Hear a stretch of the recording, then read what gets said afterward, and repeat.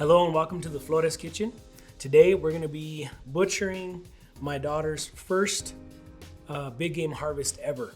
We just returned from a fantastic hunt in Texas where we both shot whitetail bucks within hours of each other. Her meat is fully intact. She made a great shot, and that's the meat we're going to be butchering today. Unfortunately, when I shot my buck, it was really late and it got dark quick, so we didn't want to push the deer. And we went back from the next day and he was completely gone. Predators got to him. First time I've ever lost meat to predators, probably coyotes, but when we got there was a really large bobcat on the kill site. So looks like everybody got to taste my deer except for me. But my daughter's meat's in great shape, and that's what I'm going to show you how to butcher today. So let's get right into it. Today what I'm going to do is I'm just going to show you how I break down a hindquarter, shoulder, the back straps. You have to forgive me, I'm a little bit stuffy, congested today, but I'm good to go other than that. So what I like to do is I like to have one kind of like a precision cutting blade. This is what I carry in the field, and you can process a big game animal with just this blade, in the field. This is all you need. But when I'm butchering, I like to have a fixed blade, a little bit larger, just to make some of the longer cuts if I want to do that. So this is the hindquarter from her whitetail, and you can kind of see. You really don't need to make it all that complicated. You can kind of see these sections. You can kind of see the meat's already kind of sectioning itself off, and that's what you want to do initially, is just follow those sections. So that's what I'm going to do. You'll see I'm going to cut along here. And, a lot of people are kind of intimidated by this process. You really don't have to be. You don't need to be a professional butcher. You don't need to know the names of every piece of meat to butcher your own animals. That's really not necessary. And what you'll see, too, a lot of times is once you're in, you see I made the cut there along that. Now, once I'm in, a lot of times you can pull the meat apart. You don't even need a knife for some of these spots. And when you get to a spot that's a little bit too hard to pull, get your blade in there. Okay? But check that out. You can even hear it. Watch, let me get it a little bit closer to the mic. You can hear it. Hear it tearing off. All right? And that round, they call these, the hindquarter carries the bulk of the meat on your animals when compared to the shoulder. Anyway, when you're talking about deer, antelope, elk, the hindquarter has so much more meat. And with this knife, I'm not, digging in there. I'm just literally just making small cuts. See that? I'm making real small cuts. Look at that. And I'm not really cutting into the meat. I'm just cutting in these sections. Look, so it was like that. Turn this up again. I cut down there, and look how it's opening up on its own. And that's just a section of meat. You can see it with your own eyes. And even if you do end up cutting a little bit more than you want to, that's okay. That can go into your trim pile. That can go, into your trim pile. Sorry, I get a little distracted when I'm doing this. But you'll see that piece there is off. See?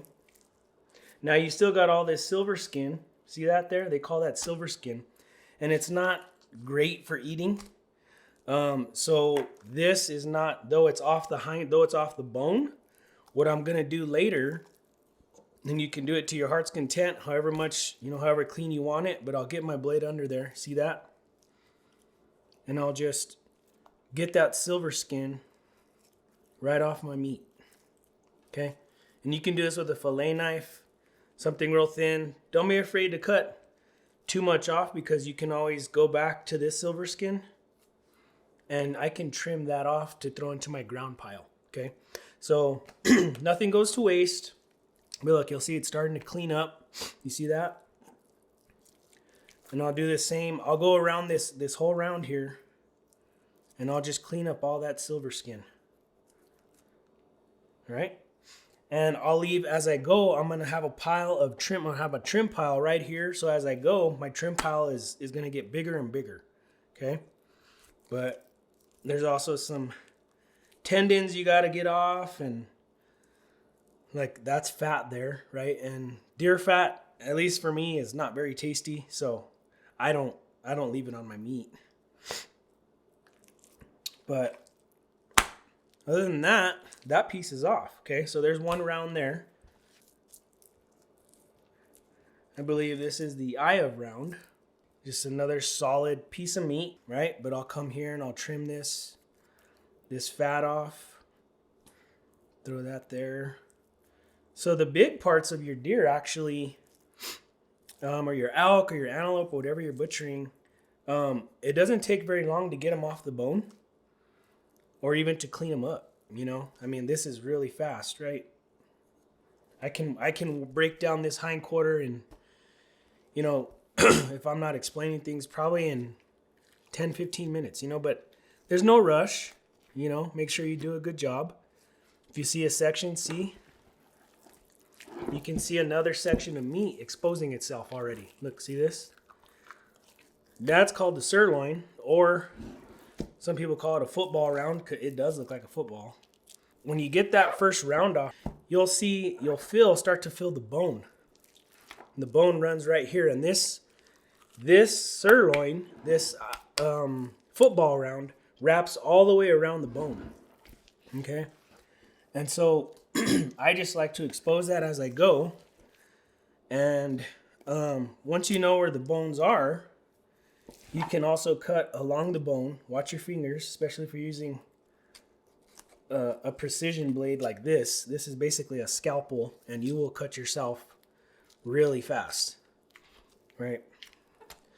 But you'll see how I was saying the bone? Look, there's the bone starting to expose itself right here, okay? And this piece of meat wraps around it like this, okay? So all I'm doing is I'm just freeing that up so that I can get it off of the bone. Okay? And again, don't be afraid to get your knife in there. You're not going to hurt nothing, you know? See stuff like this? That's not meat, you know? You don't want to eat that. So any of that stuff that doesn't look like meat, if it's not meat, you can cut it right off. See? Let me turn this around. Cutting this off here. See that? That's going in the trash. I'm not going to eat that. All right. And you'll feel, so here are all your rounds, and this is the shank meat, right here. And this is where the leg would have come off and the hoof would be over here. So the shank meat, it has a lot of tendons and what you would call like silver skin and stuff like that. I'm going to show you right now. And so it's a little bit difficult to separate all that stuff off of your animal. See, like this thing, you can sit here and just spend time cutting meat off of all these little sections. But a lot of times what I'll do is I'll just pack it like this, just like this. And we'll roast it.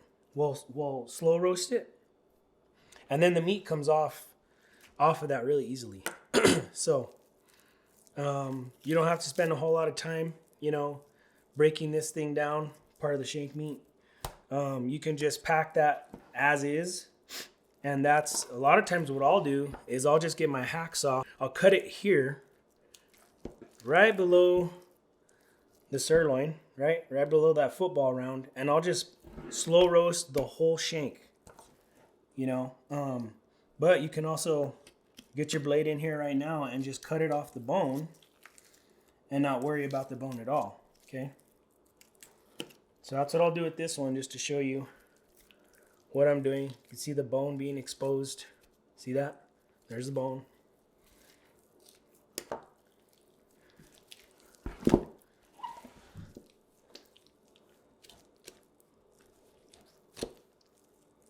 All right. And there's the shank meat. Okay. So now you can see as you keep working, these other rounds start to appear. Look, you see a section? Look, check this out. There was a section here. I'm just putting my fingers in there. I'm not even using a knife, and I'm just trying to expose where that section is. See that? Look, check this out. I'm gonna get dirty for you guys, but look at, you can see a section of meat right there. And get my fingers in there, and I can almost get that meat just with my fingers. Look at that. See how it starts coming? But we do have really good knives, right?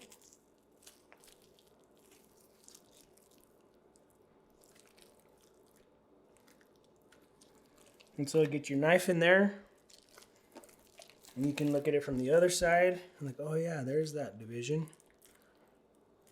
Careful, don't cut yourself as you're digging around in there. There we go. I can feel, get your hands in there, you can feel the bones where this round ends right here. So I'm just gonna make a clean cut, get my big blade in here. This is why I like the big blades too. See? Just cut that round there, and I'm gonna find the bone on this side. And you can see, check it out. Look how it sectioned itself. Actually, I think this is actually the top round, and that was the bottom round. Either way, the rounds, they're meat. Solid sections of meat. You can turn these rounds into jerky. Steaks, right? This is where the majority of your, check it out. And that is one slab of meat there. That's another round there. And again, this makes great jerky, right? Look at how long these pieces are, and they'll cut it for you real flat. And they'll make jerky out of this for you. Same here. I find it a waste of meat to just make this whole thing jerky. I like to actually make them steaks, or we cook them in our fajitas many times. Stew meat. A lot of different things you can do with this. I think jerky obviously it dries your meat up, right? And so I don't know that you get to really enjoy the full taste of it. So I will pack these just like this, just whole pieces, and I'll label them round. Allie's buck, top round, bottom round, or whatever you want, big round, small round. You can weigh it and put the amount of meat that you see come out on the weight. That can be another way. So there's my trim. I'm gonna put that in trim. But you don't have to slice all this up and freeze them as steaks. You can do whatever you want. That's what's really cool about butchering your own animal, is you can do it exactly how you want it. So I'm gonna get my blade in here. All right. See, and I'm exposing, the more I go around, check this out. I'm exposing that sirloin more and more. Look at that. It's starting to really come out now. See that? It's all off the bone right here. I'm just working my way around, getting pieces of meat off as I go. That's trash. And just take your time. There's not to be like, oh, you should get this round off first and that round off second. Just take your time and enjoy it. That's really, for me, what this is it's a enjoyable process. I just like to sit here and cut this meat up. I just enjoy it. And I know exactly what's going in the trash and what's going in our freezer. And that's one of the benefits, I think, of doing it on your own. Not to say you can't trust your local butcher, but I don't know what decisions they're making, sometimes about what meat gets to stay and what meat goes in the trash. So when you do it yourself, you know exactly what you're keeping and what you're not, right? So that's why I like to do this on my own. And again, you can spend time here and you can do it later. You can get all the rounds off first and then clean this up, or you can do it as you get the round off. You can clean it up as it comes off, whatever you want to do. And you can even freeze it with the skin on, let it thaw out, and then clean it up later when you eat it. I mean, you don't have to freeze it without the silver skin, you know. But most people do. Most people clean it up before they freeze it. So this is all going in trim here. This is trash. These are tendons and fat and sinew. I'm not going to eat that. And you see sections. Look, you start to see a section come out. You get your fingers in there. You don't got to cut it if you're worried about cutting too much meat. And try to find where it ends or where it starts. Like, oh, okay, there it is. See, I'm going to turn this. Look how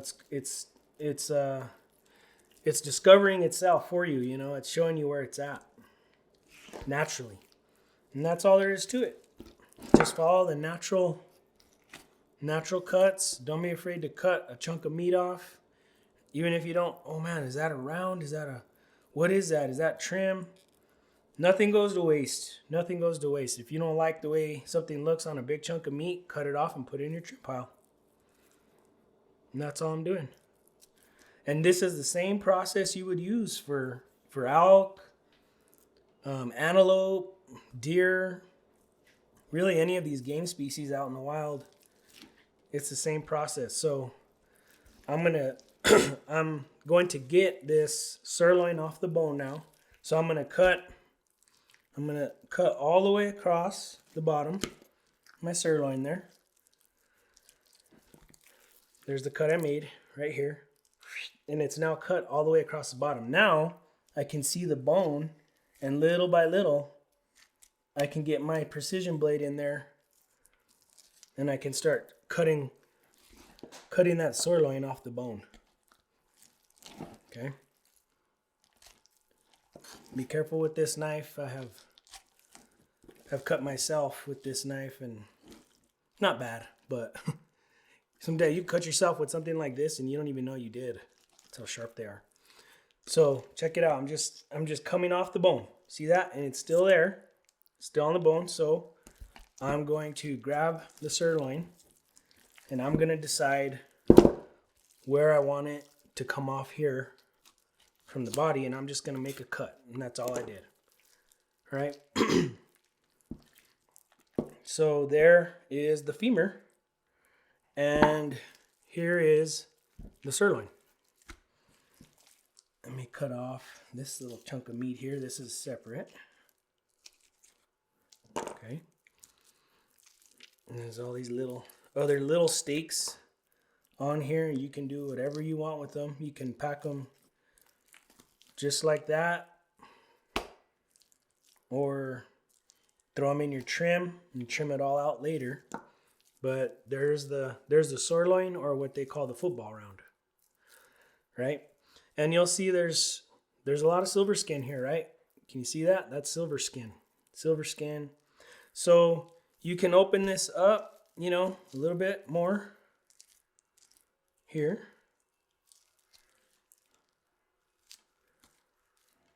And then you'll see even more. Look underneath there. See all that silver skin? And again, you can sit here and you can trim all that off before you pack it, which is typically what I do.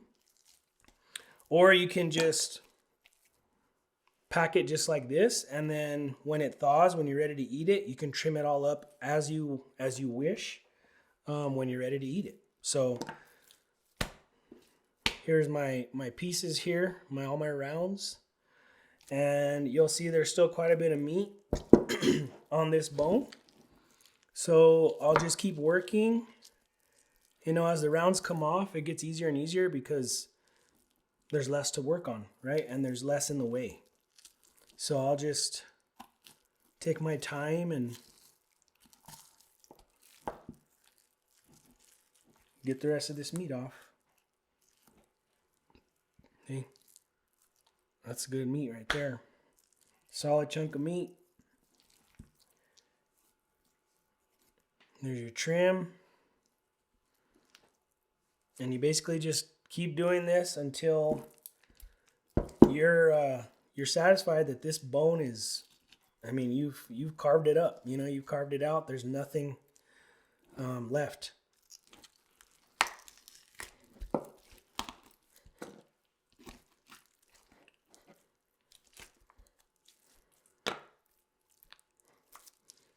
So I've taken the femur completely off because I'm going to give it to my dog to chew on, one of our dogs.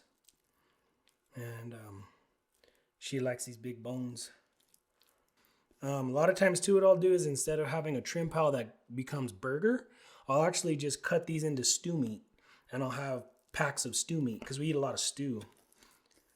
Here in New Mexico, we eat what you call green chili stew, and we have that once a week, here. So in this household, so stew meat. If I spend the time to butcher this, if I cut it up now, saves us time later. So that's usually a lot of times what I'll do with the trim. I'll just make a big chunk of stew meat. So that's pretty much the hindquarter. I'm not gonna take any more time on that. Trim all this up, get it into your burger pile or your stew meat pile, whatever you want to do, and then you can move on to the shoulder. So that's what we're gonna do next. Okay. So just real quick, I just want to show you.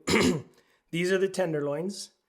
On a whitetail, they're pretty small. On an antelope, same size. Mule deer about the same size. On elk, they're quite bigger. But these are good steaks, and you only get 2 of them per animal, so they're not really big. So you can pack them together, which is typically what I do. I'll just pack them together and we'll eat them together. So that's how you can do the tenderloins. This is a backstrap on a whitetail. On an elk, it'll be like this. But they vary in length, but they are solid chunks of delicious meat. And so there are a couple different ways I like to pack these. First, I'll get this layer off here of fat and sinew. Get my precision blade. Just getting off that first layer there. So there's actually some meat on here that can go in your trim, okay? Remember that. Put the shoulder aside. But you'll see on the back strap, there's this silver skin kind of on the top there, And again, I typically like to trim that off before I pack it. So that's what I'm going to do. And again, you just get under it, and you don't want to cut more meat than is absolutely necessary to get this off. But you are going to cut a little bit of meat. The better at filleting you are, the better you'll be at this process.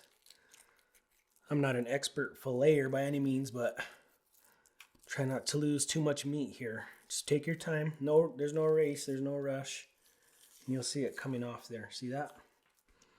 That's all I'm trying to do, is just free that silver skin off. You see this meat right here, if you cut a piece off, it is so tender, especially on younger animals. It's amazing how tender this backstrap meat is. I'm going to turn it this way so I'm not cutting towards myself, showing you some bad habits there. But there's my silver skin. See? And now look what is exposed. Look at that beautiful meat. Freaking awesome. Okay. Like I said, it'll be, backstraps on an elk are enormous. It'll blow your mind. And as they get towards the neck, they get thicker. So it's like literal steaks. You can cut literal steaks out of backstrap. But on these littler ones, you can, again, it's your meat. Do whatever you want to do. But what I like to do is I will just make a cut. And, one of the rules in meat, again, I'm not a professional butcher, but one of the rules is to cut against the grain. So you can see the meat. Look at the meat. The grains are going like this. So, matter of fact, they're kind of diagonal. So I'm going to cut it right. I'm going to cut it right in half. And I'm going to pack it. I'm going to pack them just like this. And it's going to get labeled backstrap. And, for when we want to eat this, I'll pull it out and we can cut it again into like steaks, little medallions, little filet mignon type things. I don't know why I said that like that, but or you can cut it into, again, fajitas, or whatever you like to eat. You can put it in tacos. You can make ooh, that's good trim. So there's the backstrap on my on Allie's whitetail, ready to be packed. Okay, so I'll put that here. There's a silver skin from the backstrap. That aside. Okay, that's good meat. So now we're on the shoulder. Okay, the shoulders are a little funky. They're very thin. Look how thin that is. The hindquarters are, 4 times as wide probably, with 4 times as much meat, maybe, I don't know, 2 or 3 times easily. But again, you can see the sections here, right? The only thing is there's not as much meat on the shoulder, period. If you do an elk, or if you do a deer, again, there's going to be 2 or 3 times, maybe 4 times as much meat on the hindquarter as there is on the shoulder.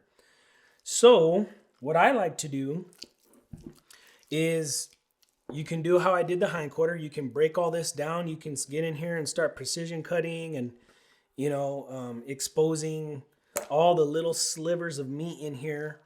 The shoulder blade, you'll be able to feel it when you get your hands on one, but this is the shoulder blade. It's very thin.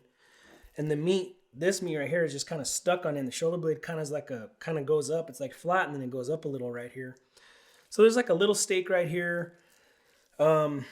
So this time though, what I'm gonna do is I'm not gonna mess with all the small little pieces in this shoulder. What I'm gonna do is I'm actually going to cut the shoulder probably about, let's see here. I may literally cut it here at the shank and take the shank meat off and pack it all like this, a full shoulder. And that will be something that you can slow roast, and you can turn it into, pulled deer. You can turn it into like tacos. You can turn it into whatever you want, right? But it's a slow roast. You want to do it for a long time, hours. You want to slow roast it in some oil. Deer is very dry, typically. So you don't want to just put it in your roaster without some oil and other spices, but you slow roast it, and you can do it all in one shot. Sorry about that. Apologies. That was my wife. Had to take that call. But yeah, so I think that's what I'm going to do this time. I might even, again, you can see the sections. Maybe I'll cut it here and keep that for the slow roast, or maybe I'll just cut it right here where the shank starts. These are the shank meat. And we can put this whole shoulder into a slow roaster and do it that way. So again, it's your meat. You can do whatever you want to do to it, right? That's what's so cool about this process, doing it on your own, is I'm making decisions as I go, saying, okay, what do I want to use this meat for in the future? This is, okay, I want to make tacos. Okay, I want to make fajitas. Okay, I want to make stew. And so I cut my meat based on that. And hopefully, whatever you're butchering won't be the last animal you ever butcher. And it's not like it's a life or death decision, right? Because you're going to do it again, and you're going to have more chances to have good ideas for the other meat that you harvest. So you don't got to take too long with it, just make a choice and move on. So that's what I'm doing. I'm cutting off the shank now. The shank meat, taking it off the bone. This will be good slow roast meat too. Some people say they like the shank meat more than they like backstraps. I don't know. Backstraps are pretty nice. I think I probably like backstraps more because they're easier to work with. Once you get them off the animal, it's a solid piece of meat. Versus the shoulder, this can be a little bit of a hassle, right? Because there's so many. The bones are weird here, and there's a lot of tendons and silver skin and all that. So, but it's still good meat, and it's worth taking your time and doing it right. And that's gonna go to the doggies. And there's my shoulder. I'm gonna just call it a shoulder roast because that's what I'm gonna do with it. I'm gonna roast all this in some onions, maybe some red chili or green chili, and we can make tacos out of that or whatever. But that'll be one good meal, one meal for the family right there. And that's typically how I pack, right? I'll pack it so that I can pull one out and know we're gonna eat this whole piece of meat in one meal. Same thing for the sirloin and all these rounds, the top round and the bottom round. Look at that, solid. And then if we want, I can make a decision later and I can cut these against the grain and make probably 5 or 6 steaks out of this. Fairly good thick steaks. Tenderloins, trim, and that's pretty much it. If you kept the ribs on your deer, I'm not showing that here because I didn't. There really wasn't any meat on mine. These were young bucks. An older buck might have some more deer on an elk. There's definitely a lot of rib meat, so don't leave that behind. But and the neck, your neck meat, come put it here in the trim. But other than that, I mean, pretty simple. It's really not difficult to do on your own. I hope that you'll try it. It's a lot of fun. To me, aside from the moment after you harvest your animal and you're sharing it with the people you love, unless you like to hunt by yourself, that moment is incredible. It's such an incredible moment. This is my favorite part. Next to that is breaking it down and knowing that I did this on my own for my family, and we get to enjoy this meat. This particular kill, thanks to my daughter, my 10-year-old daughter, her first harvest. So we're really going to enjoy this. But same process, obviously, for the second hindquarter and the second shoulder and the other backstrap. Before I let you go, just for completeness, as they say, I'm going to show you how I would actually pack this meat. And everyone, I'm sure, does it different. Some people have vacuum sealers. I would love one. I just haven't went out and bought one yet. But you don't need it. You can do it the way I'm going to show you now, and your meat will be good for 2 years, in your freezer. So all I'm doing before I pack this round is I'm getting the silver skin off so I don't have to do it later. I just prefer to do it now so I don't got to mess with it. I know when I pull it out, it's ready to go. Or if my wife pulls it out, ready to go. Right? So I'm just getting off the silver skin. That looks pretty good, to be honest. If you want to cut it, real nice, you can do that. Put that in your trim. This is solid meat. You're right. I mean, nothing on here anymore is going in the trash pile. This is solid meat. So none of this is going to be wasted. A little bit of silver skin there. Okay. All right. So this piece here is ready to be packed. And what I like to do is just give it a quick rinse. Some people refuse to put any amount of water on their meat. I understand. I just want to make sure it's clean. So I'm going to rinse it off, and then I'm going to grab my saran wrap and my butcher paper and some tape, and I'll show you how I pack this.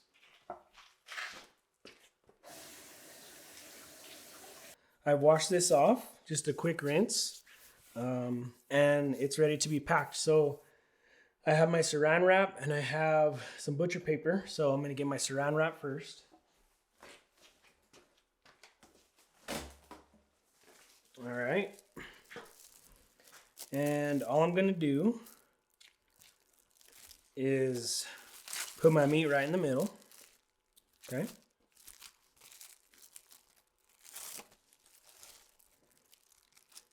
I'm going to wrap it over the top. Take my other side. Wrap that over the top. Try to get out any air, if there's air. Wrap the sides there.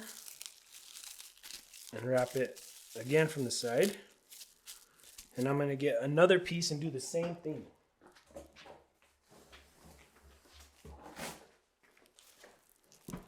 One more time. I'm going to go over where I ended.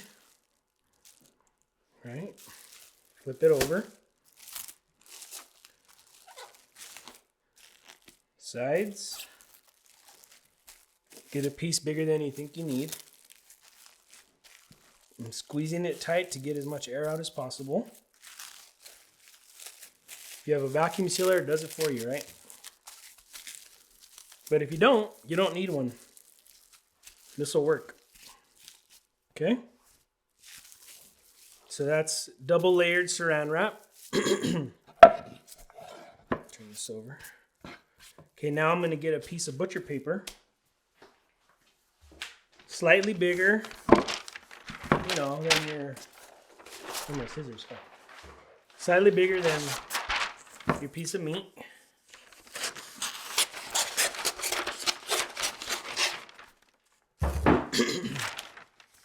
Okay. I like to turn it corner. Put that right there in the middle. Actually, I'm trying to think about, okay, actually I'm going to put it about a third of the way towards this corner, actually. One corner over, the other corner over. Okay.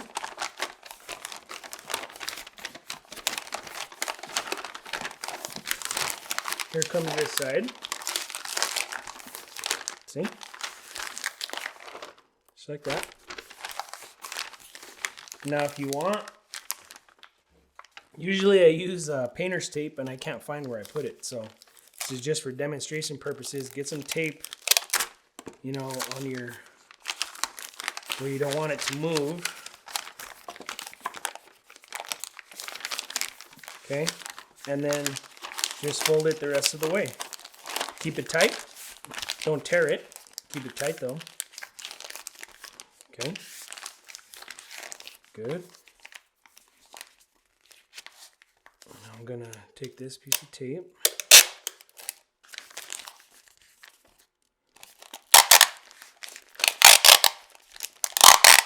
Sorry, that's probably pretty loud on the mic. Okay. There's one round. Look how pretty that is. Now I'll take a marker. Let's see if I have one here. I like to use one color per animal. Okay, so if we have multiple animals in the freezer, like right now we have my wife's antelope, and we have my baby sister's antelope, and now we have Allie's deer. So I like to use different colors, especially if I'm using the same wrap, so that way it's easy to distinguish. But I will put, I'll put who killed it. So Allie's buck, Texas buck, and I'll put, just put large round. Okay, doesn't matter if it's top round, bottom round, football round, whatever. I know that this is one solid chunk of meat, and that'll be good for one meal, you know, for my whole family. I got 4 kids, so it's me, my wife, and 4 kids, so we gotta feed 6 mouths. And my father-in-law, who lives in the casita next to us. So this will be good for one meal. So that's how I do it, and I'll do the same with the rest of this meat here. I'll pack it, label it, and get it in the freezer.